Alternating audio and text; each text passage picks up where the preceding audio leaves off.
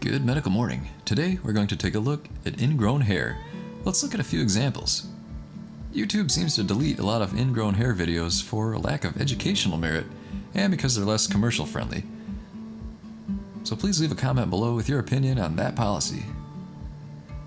What is an ingrown hair?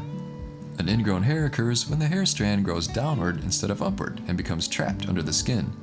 Healthline.com says an ingrown hair can turn into a cyst, which can be a small, painless lump or a large, infected growth.